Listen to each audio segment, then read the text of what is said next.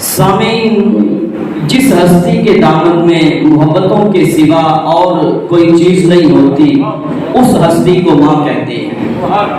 ماں کے لفظ میں اتنی مٹھاس ہے کہ اگر ماں کا لفظ زبان پہ آ جائے تو یوں لگتا ہے گویا ساری دنیا کے شہر نچوڑ دیے گئے۔ ماں محبت کا جہاں بھی ہے، ماں عطیہ رحمان بھی ہے۔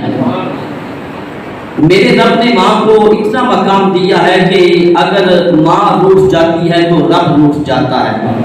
خدا کی خدائی میں سب سے جدا ہے، جو یہ روٹھ جائے تو روٹھ جاتا خدا ہے۔ خدا کی خدائی میں سب سے جدا ہے، جو یہ روٹھ جائے تو روٹھ جاتا خدا ہے۔ تحفہ ہے قدرت کا، درس وفا ہے، یہ شب کے اندھیروں میں جلتا دیا ہے۔ اولاد کے ساتھ ماں کی محبت غیر مشروط بھی ہوتی ہے اور لازوال بھی ہوتی ہے۔ توجہ ہے آپ سب کی؟ اولاد کے ساتھ ماں کی محبت غیر مشروط بھی ہوتی ہے اور لازوال بھی ہوتی ہے۔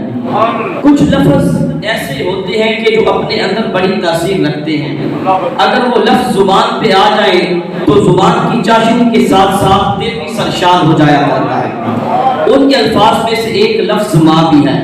اگر اس لفظ کی گہرائی کو سوچیں تو محبت کا ایک سمندر تصور میں آ جاتا ہے، ایسا سمندر کہ اس میں اولاد کی محبت کی لہریں اولاد کے لیے ہمیشہ مد و جذب کی کیفیت میں رہتی ہیں۔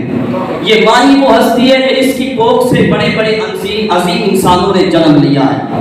ماں وہ قدرت کا انمول تحفہ ہے کہ کائنات میں سب سے نرالا تحفہ ہے۔ ماں کی یہ انفرادی یہ حیثیت اور خصوصیت ہے کہ یہ ایک ہی وقت میں داعیہ بھی ہوتی ہے، یہ ایک ہی وقت میں ترسل بھی ہوتی ہے، باورچن بھی ہوتی ہے، خادمہ بھی ہوتی ہے۔ ماں خود بھوکی رہ کے اولاد کو کھلایا کرتی ہے۔ ماں خود دکھ اٹھا کے، خود بے سکون ہو کے اولاد کو سکون مہیا فرمایا کرتی ہے۔ وہ علی سینا نے کہا تھا کہ مجھے ماں کی محبت اس دن سمجھ میں آئی تھی جس دن سیب 4 تھے اور ہم 5 افراد تھے۔ ماں نے کہا کہ مجھے سیب پسند ہی نہیں ہے، مجھے سیب پسند ہی نہیں ہے۔ ہم سب کی پیاری امی ام المؤمنین سیدہ عائشہ صدیقہ سلام اللہ علیہا کے پاس ایک عورت آئی بھیک مانگنے کے لیے، ساتھ اس کے 2 بچے بھی تھے۔ توجہ ہے سب کی؟ ساتھ اس کے 2 بچے بھی تھے۔ ام المؤمنین نے اس کو 3 کھجوریں عطا فرمائی کیونکہ وہ 3 افراد تھے۔ اس عورت نے اپنے دونوں بچوں کو ایک ایک کھجور دے دی، ایک کھجور ہاتھ میں لے لی، خود نہ کھائی۔ جب دونوں بچوں نے ایک ایک کھجور کھا لی، وہ جو تیسری کھجور تھی اس کے بھی 2 حصے کر کے ایک ایک حصہ دونوں بچوں کو دے دیا۔ تو ماں وہ عظیم ہستی ہے جو بچوں کو کھلا کے خوش ہوتی ہے۔ ہر کوئی کھا کے خوش ہوتا ہے مگر ماں کھلا کے خوش ہوتی ہے۔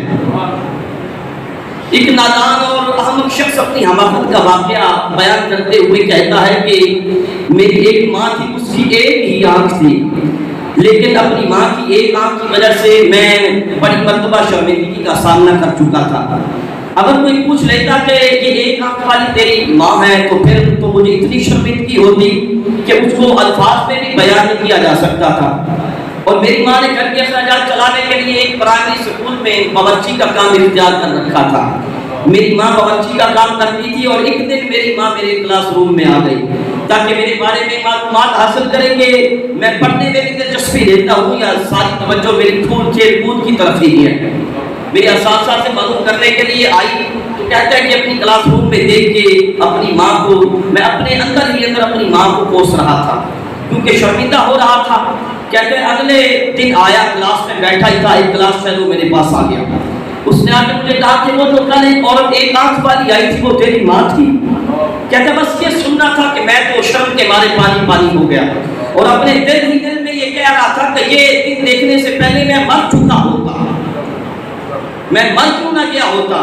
کہتا اگلے دن میں نے اپنی ماں کو یہ کہہ دیا کہ تم نے تو مجھے دوستوں کے سامنے تماشا بنا رکھا ہے، تم مر کیوں نہیں جاتی؟ کیونکہ ایک آنکھ والی ماں سے بہتر تو یہ تھا کہ میری کوئی ماں ہوتی ہی نہ۔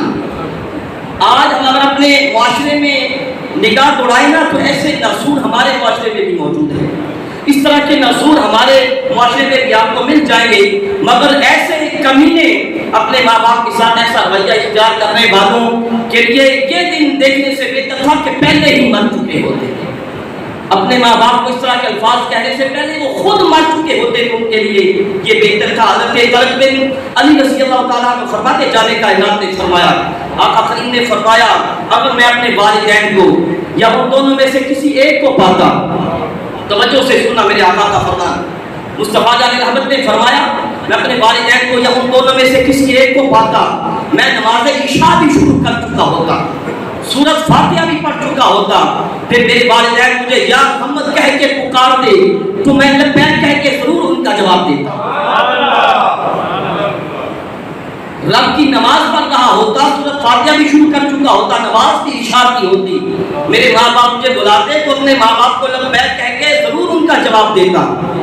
حضرت موسیٰ علیہ السلام نے اللہ پاک کی بارگاہ میں عرض کیا, اور اس کو امام محمد اپنی کتاب الزہد میں نقل کرتے ہیں, اتباع المربع سے نقل کرتے ہیں. اتباع المربع فرماتے ہیں کہ حضرت موسیٰ علیہ السلام نے رب تعالیٰ کی بارگاہ میں عرض کیا کہ باری تعالیٰ تو مجھے کس چیز کا حکم دیتا ہے؟ رب تعالیٰ نے فرمایا موسیٰ میرے ساتھ کسی کو شریک نہ ٹھہراؤ, میرے ساتھ کسی کو, توجہ ہے سب کی, میرے ساتھ کسی کو شریک نہ ٹھہراؤ. عرض کیا باری تعالیٰ اس کے بعد کیا حکم دیتا ہے؟ فرمایا اپنی ماں کے ساتھ حسن سلوک کرو. موسیٰ اپنی ماں کے ساتھ حسن سلوک کرو. پھر اس کی باری تعالیٰ اس کے بعد کیا حکم دیتا ہے؟ رب تعالیٰ نے پھر فرمایا کہ اپنی ماں کے ساتھ حسن سلوک کرو.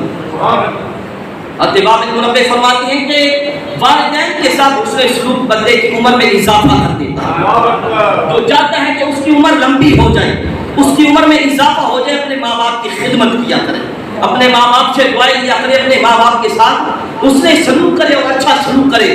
میرا رب اس کی عمر میں برکتیں عطا فرما دے, میرا رب اس کی عمر کو لمبا فرما دے گا. حضرت مغیرہ بن شعبہ رضی اللہ تعالیٰ عنہ فرماتے ہیں کہ جان کائنات نے فرمایا ان اللہ حرم علیکم حقوق الامہات.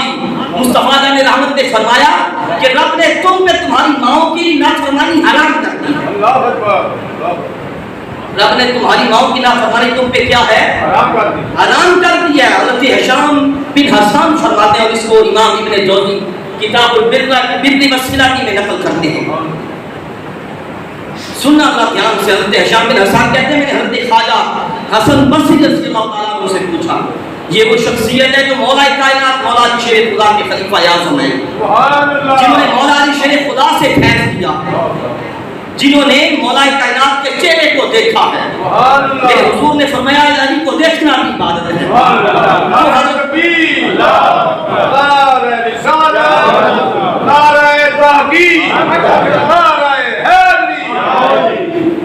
وہ حضرت خواجہ حسن بصری جنہوں نے علی کے چہرے کو بھی دیکھا, مولا علی سے فیض بھی لیا. حضرت ہشام بن حسان کہتے ہیں میں نے ان سے پوچھا کہ میں قرآن مجید کی تعلیم حاصل کر رہا ہوتا ہوں, قرآن مجید کی, میرا خیال ہے کہ آپ کی توجہ نہیں ہے میری طرف, کہتے میں قرآن مجید کی تعلیم حاصل کر رہا ہوتا ہوں اور میری ماں شام کے کھانے پہ میرا انتظار کر رہی ہوتی ہے. مولا علی کے خلیفہ اعظم سے پوچھا کہ ہشام بن حسان نے کہا میری امی میرا انتظار کر رہی ہوتی ہے کھانے کے لیے, میرا بیٹا آئے تو کھانا کھائے. میں قرآن مجید کی تعلیم حاصل کر رہا ہوتا ہوں, اب مجھے کیا کرنا چاہیے؟ پہلے سبق پڑھتا رہوں یا سبق چھوڑ کے امی کے ساتھ کھانا کھاؤں؟ حضرت خواجہ حسن بصری نے فرمایا کہ اپنے سبق کو چھوڑ کے پہلے اپنی امی کے ساتھ کھانا کھا لیا, پہلے اپنی امی کی آنکھوں کو ٹھنڈا کرو, ان کے دل کو چین اور سکون دو. فرماتے ہیں کیونکہ میرے نزدیک, حضرت خواجہ حسن بصری فرماتے ہیں جنہوں نے مولا علی سے فیض لیا, فرماتے ہیں کیونکہ میرے نزدیک تیری ماں کے دل کو سکون دینا اور چین اور قرار دینا میرے نزدیک تیری نفلی حج سے ہی زیادہ بہتر ہے. ماں کے دل کو سکون پہنچانا نفلی حج سے بھی کیا ہے, نفلی حج سے بھی کیا ہے بہتر. آج لوگ حج اور عمرہ کرنے کو چلے جاتے ہیں لیکن گھر میں بوڑھی ماں کا کوئی پرسانے حال نہیں ہوتا. کبھی بوڑھی ماں کو والدین کو پوچھا نہیں کہ آپ کا کیا حال ہے, اور لوگ باہر صدقہ و خیرات کرتے ہیں کہ لوگ ہمیں بڑا سخی کریں, بڑے بے دریک صدقہ و خیرات کرتے رہتے ہیں, لیکن گھر میں ماں باپ کو کبھی پوچھا کہ کھانا نہیں کھایا ہے. مگر یہ خیال رکھیں کہ اگر کیا ہے کہ گھر میں بوڑھی ماں ناراض ہے, بوڑھا باپ ناراض ہے, تو لاکھوں روپے خرچ کر کے کیا ہوا حج بھی گندے کپڑے کی طرح منہ پہ مار دیا جائے گا. اور کیے ہوئے صدقہ اور خیرات بھی کسی کام نہیں آئے گی، کیونکہ والدین کی خدمت اور ماں کی خدمت اس کا کوئی بدل نہیں ہے۔ یہ سارے درجات، یہ ساری فضیلتیں اسی سینے سے حاصل ہوتے ہیں۔ یہ سارے درجے اور یہ ساری فضیلتیں کیا ہیں؟ اسی زینے سے کیا ہوتے ہیں؟ اسی زینے سے حاصل ہوتے ہیں، کیونکہ اگر نماز، روزہ، حج وغیرہ عبادات میں اگر کوئی کمی ہو گئی نا تو امید ہے کہ اللہ اپنی رحمت سے معاف فرما دے گا، اللہ کی رحمت سے معافی ملنے کی امید ہے۔ لیکن اگر والدین کی خدمت میں کوتاہی ہوئی، غفلت ہوئی، اگر ماں باپ کو ناراض رکھا، ماں باپ کے دل کو دکھایا اور گستاخیاں کی، تو یہ نمازیں بھی برباد ہو جائیں گی، یہ رکھے ہوئے روزے بھی برباد ہو جائیں گے، کہ لاکھ روپے خرچ کر کے کیوں ہے آج بھی منہ پہ مار دیے جائیں اگر ماں باپ ناراض ہوئے، کیونکہ ماں کی خدمت کا کوئی بدل نہیں ہے۔ عبادات اپنی جگہ بچا ہے، عبادات کا اپنا مقام ہے، لیکن کیا ہے کہ ماں کی خدمت کا کوئی بدل نہیں ہے۔ حضرت عبداللہ بن مبارک رضی اللہ تعالیٰ عنہ، اللہ کے ولی کامل، جلیل القدر ولی، اللہ کے ولی کامل، وہ فرماتے ہیں، حضرت عبداللہ بن مبارک کے محمد بن منقدر رضی اللہ تعالیٰ عنہ فرماتے ہیں، آپ فرماتے ہیں کہ میرے بھائی عمر نے ساری رات نماز پڑھتے پڑھتے گزار دی، میرے بھائی نے ساری رات نماز پڑھتے پڑھتے گزار دی، میں نے اپنی ماں کے قدم دباتے ہوئے گزار دی، میں نے ساری رات اپنی ماں کے پاؤں دباتے ہوئے گزارے۔ اور آگے سننا کیا کہتے ہیں، حضرت محمد بن منقدر فرماتے ہیں، کہتے ہیں میرے بھائی عمر نے رات گزاری نماز پڑھتے ہوئے، رب کی عبادت کرتے ہوئے، میں نے اپنی ماں کے قدم دباتے ہوئے رات گزاری، کہتے ہیں میں نہیں چاہتا کہ میری رات اس رات کے بدلے میں ہو جائے، میں نہیں چاہتا کہ میری رات میری بھائی کی رات کے بدلے میں ہو جائے، کیونکہ ماں کی جو خدمت ہے اس کا کوئی بدل نہیں، ماں کی خدمت کا کوئی بدل نہیں۔ حضرت عبداللہ بن عباس رضی اللہ تعالیٰ عنہ کے پاس یہ شخص آیا، اور اس کو امام بخاری نے الادب المفرد میں بھی نقل کیا، امام بہقی نے بھی اس کو نقل کیا۔ ایک شخص حضرت عبداللہ بن عباس رضی اللہ تعالیٰ عنہ حبر الامہ، میرے حضور کے چچا جان کے بیٹے، جن کے بارے میں میرے حضور نے فرمایا، دعا فرمائی اللہ اس کو کتاب کا علم عطا فرما، ان کے پاس شخص آیا اور آ کے عرض کیا کہ حضرت میں نے ایک عورت کو پیغام نکاح بھیجا تھا، اس نے میرے ساتھ نکاح کرنے سے انکار کر دیا، لیکن ایک اور شخص نے اس کو پیغام نکاح بھیجا تو اس کے ساتھ وہ نکاح کرنے کے لیے راضی ہو گئی، مجھے غیرت آئی، میں نے اس عورت کو قتل کر دیا، اب کیا میرے لیے کوئی توبہ کی صورت ہے؟ تو حبر الامہ حضرت عبداللہ بن عباس رضی اللہ تعالیٰ عنہ نے اس سے پوچھا کیا تیری ماں زندہ ہے، تیری والدہ زندہ ہے؟ اس نے کہا نہیں میری والدہ زندہ نہیں ہے، تو آپ نے فرمایا پھر جاؤ اللہ سے توبہ کرو اور حد المقدور اس کا قرب حاصل کرو۔ راوی کہتے ہیں کہ میں حضرت عبداللہ بن عباس کے پاس گیا، کہتا میں نے آپ نے اس سے حضرت پوچھا کہ آپ کی کیا تیری ماں زندہ ہے، تیری والدہ زندہ ہے، آپ کے پوچھنے کا مقصد کیا تھا؟ آپ نے کیوں اس شخص سے پوچھا کہ آپ تیری ماں زندہ ہے؟ تو حضرت عبداللہ بن عباس حبر الامہ نے آپ نے فرمایا کہ اس لیے کیونکہ میرے نزدیک ماں کے ساتھ حسن سلوک سے زیادہ کوئی عمل اللہ کا قرب حاصل کرنے کے لیے نہیں، ماں کے ساتھ حسن سلوک سے بڑھ کر کوئی زیادہ عمل اللہ کا قرب حاصل کرنے کے لیے زیادہ مؤثر نہیں ہے۔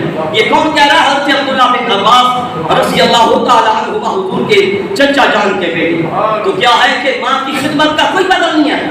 اب کہ معاویہ بن جہنم سلمی رضی اللہ تعالیٰ عنہ کو مصطفیٰ جان محمد نے فرمایا الزم قدمہا فسم الجنہ، میرے حضور نے ان کو فرمایا جا اپنی ماں کے قدم پکڑ لے کیونکہ وہیں پہ جنت ملے گی، اپنی ماں کے قدم پکڑ۔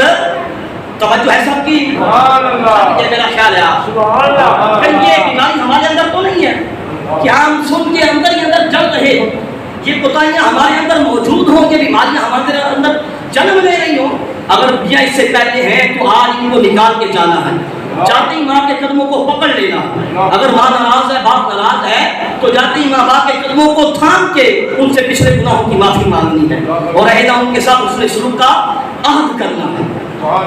تو آقا کریم نے حضرت معاویہ بن جہنم کو فرمایا کہ الزم قدمہا فسم الجنہ، جا اپنی ماں کے قدموں کو پکڑ لے کیونکہ وہیں جنت ملے گی۔ حضرت امام محمد بن سیرین رضی اللہ تعالیٰ عنہ تابعین کے امام، مؤرخین فرماتے ہیں کہ آپ تابعین کے امام ہیں، آپ کے علم و فضل اور زہد و ورع کا یہ عالم تھا کہ آپ اگر بازار میں چلے جاتے نا تو لوگ آپ کو دیکھ کے نعرہ تکبیر بلند کرنے لگ جاتے تھے، یعنی ایسی شخصیت تھی کہ لوگ دیکھ کے ہی نعرے لگانے لگ جاتے. لیکن جب امام محمد بن سیرین اپنی ماں کے پاس آتے نا، کیفیت یہ ہوتی تھی کہ آپ ایک چھوٹے سے بندے ہیں، ایک ادنا سی شخصیت، ایک ادنا سے کیا ہے آدمی. آپ کی بہن حضرت حفصہ بنت سیرین رضی اللہ تعالی عنہ فرماتی ہیں کہ کان محمد اذا دخل علی امہ لم یکلمها بلسانہ کلہ تحشما لها. کہتے ہیں کہ جب محمد اپنی والدہ کی خدمت میں حاضر ہوتے نا تو والدہ کے بے حد احترام کی وجہ سے ان کی زبان کبھی نہیں کھلتی تھی. اپنی والدہ کے بے حد احترام کی وجہ سے اپنی زبان کو نہیں کھولتے. اور پھر خود امام المرسلین میرے حضور آقا کریم مصطفیٰ جان رحمت، آپ نے جو عمل اور جو تعلیم امت کو دی اس کا تو جواب ہی کیا ہے.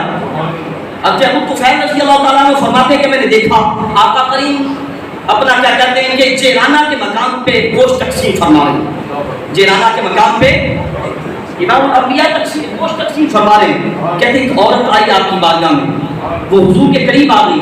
جب میرے آقا کے قریب آئی تو آپ نے اپنی مبارک چادر بچھا دی. آقا کریم نے اپنی چادر بچھا دی. وہ عورت امام المرسلین کی چادر کے اوپر بیٹھ گئی.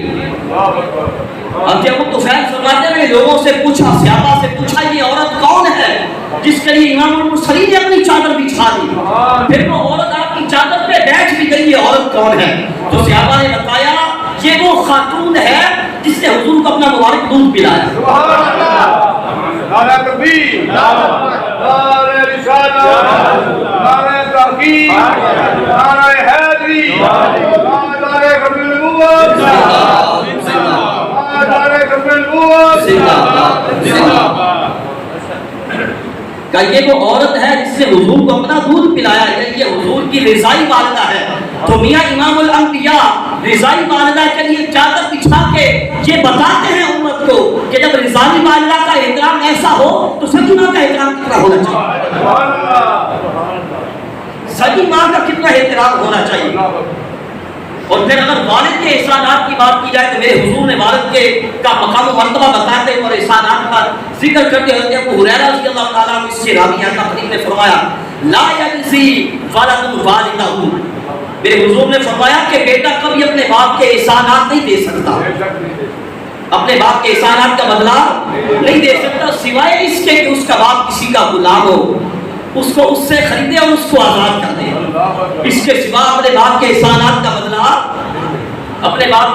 بدلہ نہیں دے سکتا. اور ایک مقام پہ آقا کریم نے فرمایا کہ باپ جو ہے یہ جنت کا درمیان والا دروازہ ہے. باپ جنت کا درمیان والا دروازہ. اور حضور نے فرمایا تیری مرضی ہے کہ اس کی حفاظت کر لے یا اس کو ضائع کر دے. مطلب کیا کہ جو بیٹا اپنے باپ کا خدمت گزار ہے اور باپ کی خدمت کو اس نے اپنا شعار بنا رکھا ہے اور اپنے باپ کو اس کی خدمت کر کے اس کو راضی کر رکھا ہے تو قیامت کے دن اس کے لیے جنت کا درمیان والا دروازہ کھلے گا. یعنی باپ کے خدمت گزار کو جنت کے مین گیٹ سے گزارا جائے گا، جنت کے مین گیٹ سے گزارا جائے گا. اور جس نے اپنے والد کو ناراض کیا ہوگا تو گویا اس نے خود اپنے ہاتھ سے جنت کا مین گیٹ بند کر دیا ہے. اس کے لیے جنت کا مین دروازہ نہیں کھلے گا. جب مین دروازہ نہیں کھلے گا تو جنت میں داخل کیسے ہو سکتا؟ جنت میں داخل بھی جب مین دروازہ ہی نہ کھلا تو جنت میں داخلہ بھی ممکن نہیں. اور ایک مقام پہ آقا کریم نے فرمایا کہ باپ کی اطاعت ہی اللہ کی اطاعت ہے. باپ کی اطاعت کیا ہے؟ اللہ کی اطاعت ہے. اور باپ کی ناراضگی اللہ کی کیا ہے؟ ناراضگی. شیخ صاحب رحمۃ اللہ علیہ فرماتے کہتے ہیں کہ وہ وقت کتنا اچھا تھا جب میں اپنے باپ کی گود میں کھیلا کرتا تھا. توجہ ہے سب کی. ایک عارف کامل اور ولی کامل کی بات سنانے لگا ہوں. شیخ شہزادی شیرازی رحمۃ اللہ علیہ فرماتے ہیں کہ وہ وقت کتنا اچھا تھا جب میں اپنے باپ کی گود میں کھیلا کرتا تھا اور میرے بدن پہ ایک مکھی بھی بیٹھ جاتی تھی سارے افراد خانہ پریشان ہو جاتے تھے کہ میرے بدن پہ مکھی کیوں بیٹھتی ہے. کہتا جب سے باپ کا سایہ اٹھا ہے نا جیل بھی جانا پڑ جائے تو کوئی مددگار نہیں ملتا. تو باپ کے اولاد کے لیے گھنے سائے والا درخت ہے. یہ سائے جب کچھ جاتے ہیں نا تو پھر آنکھیں کھلتی ہیں. جب یہ نعمتیں چھن جاتی ہیں پھر کیا ہے کہ بندے کی آنکھیں کھلتی ہیں. جب یہ نعمتیں میسر ہوتی ہیں پھر بندے کو اس وقت ان نعمتوں کی قدر نہیں ہوتی. تو مطلب کیا ہے کہ ماں اور باپ یہ دونوں ہی قدرت کا انمول تحفہ ہے. قدرت کا کیا ہے؟ انمول تحفہ ہے، اور ان کا نعمت بدل تو کیا، ان کا بدل بھی نہیں ہو سکتا۔ ماں باپ کا کائنات میں بدل بھی موجود نہیں ہے، نعمت بدل تو کیا ہوگا۔ تو عرض یہ کر رہا تھا کہ وہ شخص کہتا ہے کہ ایک تو میں نے اپنی ماں کو ایسے ایسے کہہ دیا کہ تم نے تو مجھے دوستوں کے سامنے تماشا بنا رکھا ہے، اس سے بہتر تھا تم مر گئی ہوتی، تاکہ کیا ہے کہ ایک آنکھ والی ماں سے تو مانا ہوگی تو یہ اچھا تھا۔ کہتا ہے میری ماں نے میری کسی بات کا جواب نہ دیا، خاموش کھڑی رہی، پھر چلی گئی۔ کہتا ہے میں نے بہت اول فول بکا، لیکن مجھے اپنی کسی بات میں کوئی ندامت نہیں تھی، کوئی پریشانی نہیں تھی، میری ماں نے بھی کوئی جواب نہ دیا، بس وہ اس فکر میں رہتی تھی کہ میرا بیٹا پڑھ لکھ کے عظیم انسان بن جائے۔ کہتا ہے میں نے بھی یہ پلان بنا رکھا تھا کہ جب پڑھ کے ایک بڑا آدمی بن جاؤں گا تو اپنی ماں سے الگ گھر دے کے وہاں رہنے لگوں گا، اپنی ماں سے کبھی نہیں ملوں گا، تاکہ اس شرمندگی کا سامنا نہ کرنا پڑے، مجھے شرمندگی نہ اٹھانا پڑے۔ کہتا ہے میں نے محنت کر کے پڑھا، اس کی وجہ سے مجھے سنگاپور کی یونیورسٹی میں داخلہ مل گیا، وہاں چلا گیا پڑھنے کے لیے، تعلیم حاصل کی، اور اعلیٰ ڈگری حاصل کرنے کے بعد وطن واپس پہنچا تو مجھے ایک معقول ملازمت مل گئی، ایک عظیم شان گھر خریدا، شادی کی، وہاں رہنے لگا۔ میں اپنی زندگی سے بڑا مطمئن تھا، میں کئی بچوں کا باپ ہو چکا تھا، مگر میرے بچوں کو یہ پتہ نہیں تھا کہ ان کی کوئی دادی بھی ہے، کیونکہ میں یہ چاہتا ہی نہیں تھا کہ میری بیوی اور میرے بچے میری والدہ کو دیکھ سکیں۔ نہ میں نے کبھی اپنی والدہ سے ملنے کی کوشش کی، نہ مجھے کبھی اس کی یاد آئی، نہ میری ماں نے کوشش کی، شاید کہ وہ میری حرکتوں سے یہ اندازہ کر چکی تھی کہ میں اندر ہی اندر اس کے ساتھ نفرت کرتا تھا، اس وجہ سے کبھی اس نے یہ کوشش بھی نہیں کی۔ کہتا ہے لیکن کیونکہ وہ ماں تھی، کب تک بیٹے کی جدائی برداشت کر سکتی؟ ایک دن میرے گھر کا ایڈریس پوچھا، پتہ پوچھا، میرے گھر کے دروازے پہ پہنچ گئی۔ کہتا ہے میری ماں میرے گھر کے دروازے پہ آئی، میرے بچے بھاگ کے باہر گئے، اور اس کا چہرہ دیکھ کے میرے بچے ہنسنے لگے، کیونکہ ماں کی ایک ہی آنکھ تھی نا، چھوٹے چھوٹے بچے تھے، انہوں نے دیکھا تو ہنسنے لگے۔ کہتا ہے میں نے اپنی ماں کو یہاں تک کہہ دیا کہ تیری جرت کیسے ہوئی کہ تو میرے گھر کے دروازے پہ آئی؟ کیا تو اس لیے آئی تھی کہ تو اپنے ڈراؤنے چہرے سے میرے بچوں کو ڈرائے؟ کہتا ماں نے بڑی آجزگی سے کہا کہ شاید معاف کرنا، شاید میں بھول گئی ہوں، شاید میں بھول کے تیرے دروازے پہ پہنچ گئی ہوں۔ کہتا وہ واپس چلی گئی، اور اسی پرائمری اسکول میں جس میں میری ماں باورچی تھی، اور میری ابتدائی تعلیم بھی اسی اسکول میں گزری تھی، میں اسی اسکول میں پڑھتا رہا۔ ایک دن مجھے اس اسکول کے افسران خانہ کے ساتھ میٹنگ کے لیے مطلوب کیا گیا، میٹنگ کے لیے بلایا گیا، تو میں نے اپنی بیوی سے میٹنگ کا اپنا بہانہ کیا، کہا کہ میں میٹنگ میں جانا چاہتا ہوں۔ کہتا گیا میٹنگ میں، میٹنگ سے فارغ ہونے کے بعد اپنے پرانے گھر کی طرف چلا۔ کہتا بس یوں ہی اتفاقاً چل پڑا، ماں کی زیارت مقصود نہیں تھی، ماں کی زیارت مقصود، توجہ ہے سب کی، ماں کی زیارت مقصود نہیں تھی، بس اتفاقاً چل پڑا۔ کہتا ہے کہ جب گھر پہنچا تو جو ہمسائے تھے، پڑوسی تھے، انہوں نے بتایا کہ تیری ماں کا انتقال ہو چکا ہے۔ کہتا ہے یہ سن کے بھی مجھے کوئی دکھ نہیں ہوا، جو آگے بات بتانے لگا ہوں نا، بڑی توجہ سے وہ سننی ہے، دل کے کان کھول کے سننی ہے، دل کے کان کھول کے۔ کہتا مجھے اس پہ بھی کوئی دکھ نہ ہوا، میری آنکھوں میں ایک آنسو بھی نہ بہایا، ماں کے انتقال کی خبر سن کے یہ اتنا سخت دل ہو چکا تھا وہ بندہ، وہ نفس کا پجاری۔